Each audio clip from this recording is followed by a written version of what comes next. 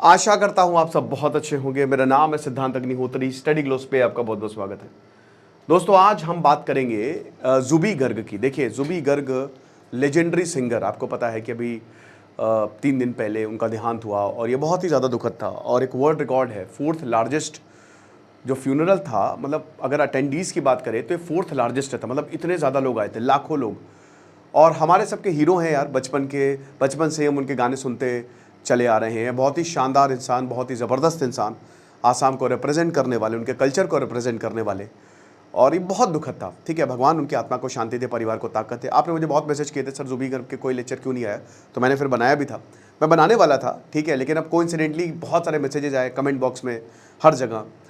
लेकिन दोस्तों, अब चीज़ें कुछ अनएक्सपेक्टेड टर्न्स ले रही है। हम बात करेंगे कि आखिरकार प्रॉब्लम क्या हो रही है। सबने श्रद्धांजलि दी है और किसी ने ये एक्सपेक्ट नहीं किया था ये सिंगर इतनी जल्दी हमको छोड़ के चला जाएगा, बट ऐसा हुआ। अब यहाँ पे एक स्पेशल इन्वेस्टिगेशन टीम बनाई गई है। ठीक है, 10 मेंबर की है। Hemant Biswa Sharma, proper state funeral इनको दिया गया है और इनका सब कुछ हो गया है। अब यहाँ पे सीआईडी इंटरोगेट करेगी सिद्धार्थ शर्मा और हेमंत बिस्वा शर्मा। सिद्धार्थ शर्मा कौन है? सिद्धार्थ शर्मा मैनेजर थे, उनके घर को रेड किया गया है। एसआईटी ने, स्पेशल इन्वेस्टिगेशन टीम ने उनके घर को रेड किया गया। अब सबसे बड़ी बात क्या है, ये हत्या है, बात करेंगे। लेकिन बता दूं, AI प्लस यूट्यूब का कोर्स हमारा लाइव है, डिस्क्रिप्शन कमेंट बॉक्स में लिंक है।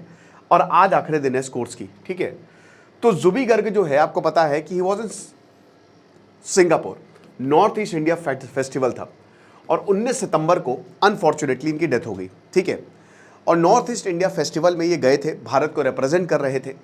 ज़ुबी गर्ग के बारे में हमने इससे पहले भी बात की है कि जो सिंगर थे, 3 साल की उम्र में ही उन्होंने अपना सिंगिंग करियर जो है वो शुरू कर दिया था। 38,000 गाने साल में रिकॉर्ड करना, कोई मतलब आप ये मान के चलिए कि 38,000 गाने टोटल और 900 गाने साल के रिकॉर्ड करना। और कमाल, उनका जो पूरा रोल था वो बहुत ही ज़बरदस्त था। ठीक है, अब क्या हुआ कि भाई सिंगापुर में गई। हालांकि 2013 से ये अभी यहाँ नहीं है, मतलब बॉलीवुड इन्होंने छोड़ दिया है और आसाम की जो म्यूज़िक इंडस्ट्री है उसमें जो है वो ज़्यादा दिखते हैं। एक्टिंग भी इन्होंने की है और काफ़ी मुखर, मतलब इनको लेकर थोड़ी बहुत कंट्रोवर्सी भी रही है, but overall he is the favourite. मतलब इनकी एनजीओ ने भी कमाल का काम किया है, लोगों की मदद की है, कोविड में इनकी लोगों की मदद की है। तो क्या हुआ कि सिंगापुर में ये स्क्यूबा डाइविंग कर रहे थे। ठीक है, अब स्क्यूबा डाइविंग बताया जाए कि जो लाइफ जैकेट वो पहन के इन्होंने नहीं की और ड्राउनिंग से, डूबने से इनकी मौत हो गई। अब ये लोगों को बहुत ही एब्सर्ड लगा कि यार ये तो ऐसा तो कभी नहीं, स्क्यूबा डाइविंग से किसकी मौत? क्योंकि देखिए, जब आप स्काई डाइविंग, स्क्यूबा डाइविंग, तो वो ऐसे नहीं होती है, वो उसके लिए तो ट्रेनिंग की ज़रूरत होती है और उसके बाद एक हमेशा आपके साथ एक आदमी रहेगा। ठीक है, तो रिपोर्ट जब सिंगापुर में कंडक्ट हुई तो बताया कि drowning is the cause of Zubeen's death. लेकिन वही बता रहे कि फैंस और सबने यही बोला कि भाई कुछ गड़बड़ है, नेग्लिजेंस है, कॉन्स्पिरेसी है ना।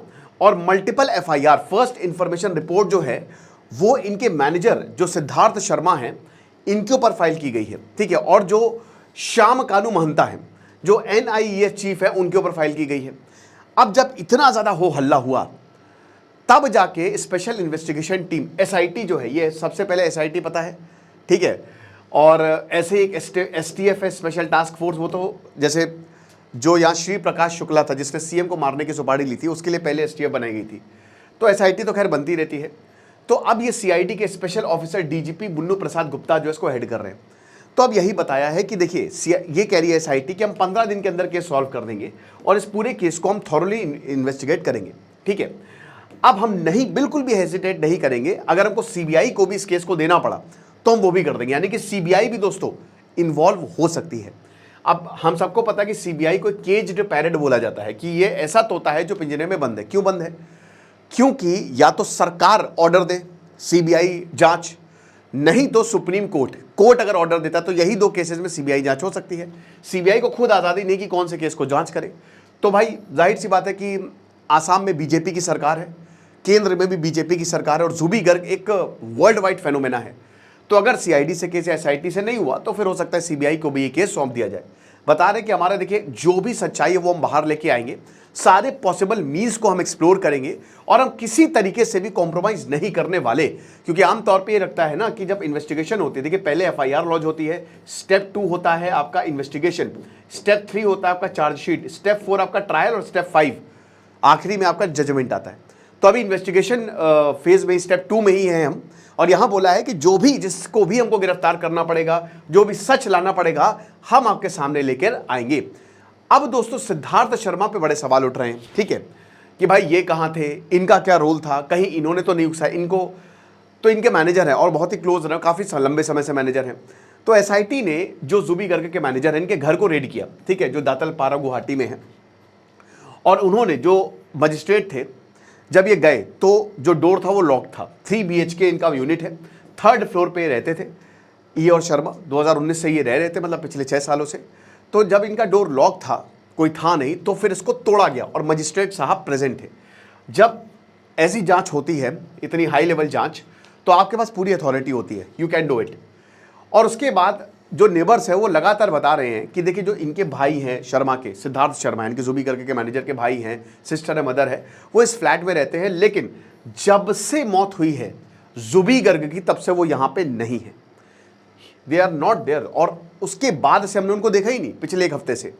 तो सर्च अंडरवे है। अब देखिए बहुत ज़्यादा फैंस में बहुत ज़्यादा गुस्सा है, दे गैदर्ड आउटसाइड और बोला कि अथॉरिटी जो है भाई, मतलब इतना ज़्यादा गुस्सा है कि एडिशनल फोर्स जो है वो बुलानी पड़ी है, ये चीज़ है। फिर उसके बाद टाइम बाउंड प्रोब है, हेमंत बिस्वा शर्मा ने वादा किया है कि बहुत जल्दी हम इस इन्वेस्टिगेशन को ख़त्म कर देंगे, और ये भी बोला है कि देखिए जो भी सवाल पूछे जाएंगे वो भी पूछे, जो सिंगापुर में जो ऑर्गेनाइजर था NIEF का, उससे भी सवाल पूछे जाएंगे। और बोला कि देखो जो चीफ ऑर्गेनाइजर है कहीं ना कहीं उसकी भी जिम्मेदारी बनती है कि वो भी चीज़ें बताए। ऐसे थे ये, हम देख ही लिया हमने जुबी गर्ग का क्या क्रेज था आसाम के लिए। पब्लिकली ये बताया था कि देखिए CM ने 6 साल पहले कि जुबी जो है वो एसेट है स्टेट के लिए, लेकिन कुछ लोग जो हैं वो अपनी पर्सनल गेन के लिए इनको यूज़ कर रहे हैं। अब ये स्टेटमेंट जो है हेमंत बिस्वा शर्मा ने बोला। अब जब ये बोला तो दोस्तों ये कोई हवा में नहीं बोल दिया है ना, ये सोच समझ के बोला होगा। इनके पास कुछ जाहिर सी बात है कुछ लोग होंगे, कुछ लीड्स होंगी, तभी इस तरीके की चीज़ें जो हैं वो बोली गई होंगी। अब ये इनका एग्जैक्ट स्टेटमेंट था कि मैंने पर्सनली जुबी को बोला, और ये बोला भी कई बार कई मीटिंग्स में, और मैंने बहुत बार ये सोशल मीडिया पे कहा है कंसर्न्स की देखिए जो लोग हैं वो समझिए कि वो कौन है, आप उनको ध्यान दीजिए, उनको समझिए, ठीक है। बाकी जो लास्ट लोकसभा इलेक्शन थे, देखिए अगर हेमंत बिस्वा शर्मा, मैं आपको बताता हूँ कि जुबी गर्ग इलेक्शन लड़ते ना, वो निसंदेह जीतते, CM बन जाते, वो आसाम के CM बन जाते। जुबी गर्ग की आपने देखा ना कितनी बड़ी फैन फॉलोइंग, पूरा आसाम का, पूरा नॉर्थ ईस्ट, पूरा भारत उनके पीछे है। तो अगर वो इलेक्शन लड़ते तो जाहिर सी बात है वो और हेमंत बिस्वा शर्मा के उनके अच्छे रिलेशन थे। तो बता रहे कि लोकसभा इलेक्शन में जो महंता है उन्होंने सोशल मीडिया कैंपेन भी प्राइम मिनिस्टर के जो नरेंद्र मोदी और BJP के खिलाफ जो है वो रन करी थी। तो वही बोला कि देखिए बहुत मैं क्लियर कर देना चाहता हूँ, चाहे NIEF हो, चाहे रंगोली हो, चाहे महंता, दे does not represent the true culture of Assam. ये सिद्धार्थ शर्मा ने बोला था, ठीक है, मतलब हेमंत शर्मा ने बोला था, सिद्धार्थ शर्मा बोल रहा हूँ। तो आसाम सरकार ने फिर इनको बैन कर दिया था।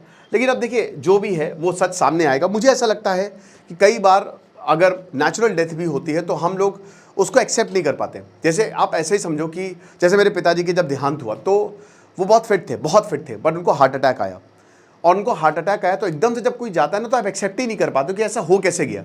सुशांत सिंह राजपूत के साथ भी यही था, सेम चीज़।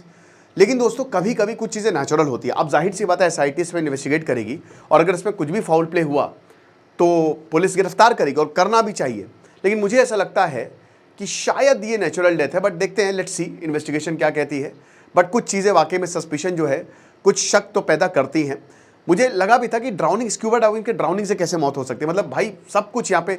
बट यार देखो कुछ भी हो सकता है। आपको याद होगा कि वो केस जो पैसिफिक ओशन का था उसमें मिलेनियर्स गए थे और वो पूरा का पूरा डूब गया था। तो देखते हैं, हमको वेट करना पड़ेगा। आपको क्या लगता है मुझे कमेंट बॉक्स में बताइएगा, स्पेशली जो नॉर्थ ईस्ट से हैं। खुश रहिए, पढ़ते रहिए। जैसे सिद्धांत अग्निहोत्री साइनिंग। बाकी आज आखिरी दिन है EI और YouTube के कोर्स का आप अवेल करिए। Thank you so much.